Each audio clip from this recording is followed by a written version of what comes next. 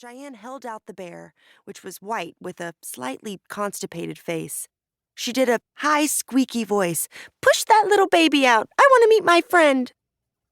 Cheyenne was wearing so much perfume, Margo was almost glad when she went to sit in the corner and started playing competitive poker games on her phone.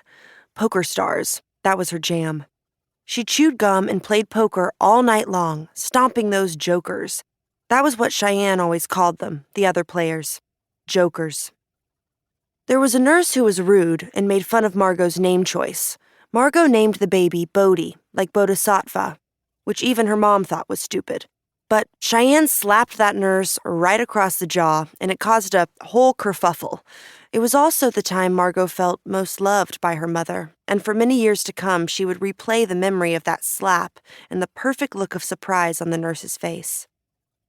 But that was after the epidural and the whole night of being rabid dog thirsty, begging for ice chips, and being given a yellow sponge to suck on.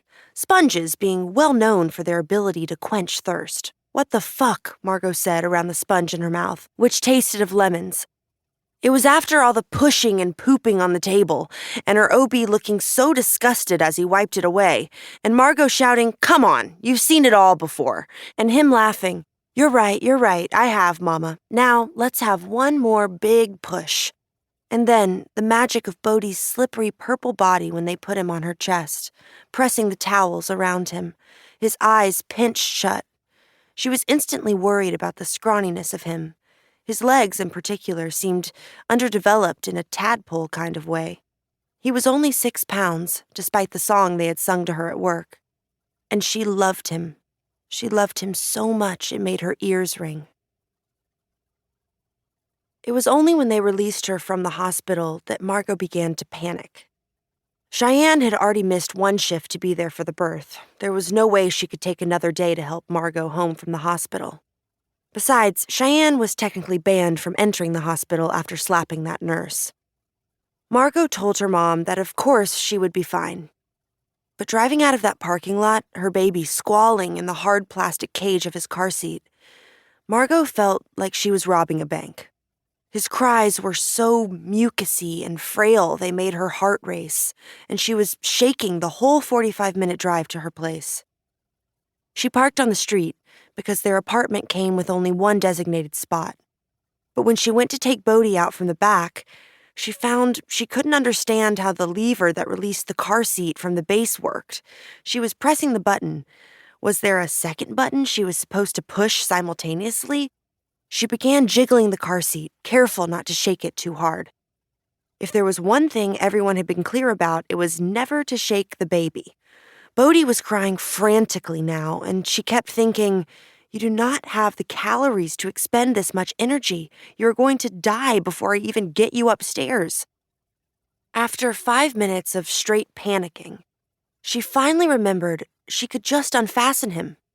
And after fumbling with the freakishly gigantic plastic clasp that went over his chest and pressing the stupid red button of the crotch buckle with the requisite superhuman strength, seriously, she pictured a family of rock climbers used to hanging by their fingertips off cliff sides, who then decided to design baby stuff. She freed him. But then, she had no idea how she was supposed to carry this tiny, fragile thing and also all her bags. Already, the stitches in her downstairs hurt like crazy, and she regretted deeply the vanity that had made her pack jeans to wear home from the hospital, though let the record show that they did fit. "Okay," she said seriously to Bodhi's tiny body, his face red-purple, his eyes shut tight. "Now don't move." She set him down on the front passenger seat so she could slip the straps of the diaper bag and her overnight bag over her shoulders, crossed over her tits like bandoliers. Then she snatched up the tiny baby and waddled up the street to the slumped brown buildings of Park Place. They weren't exactly bad apartments, tucked away behind the excitingly named Fuel Up gas station. But compared to the cheerful, whimsically bright 1940s homes that lined the rest of the street, Park Place looked like an uninvited guest. As she climbed the outside stairs to the second level, she was terrified she would spontaneously drop the baby, his little form, like a Cornish game hen, spiraling downward toward the leaf-choked communal swimming pool. Margo went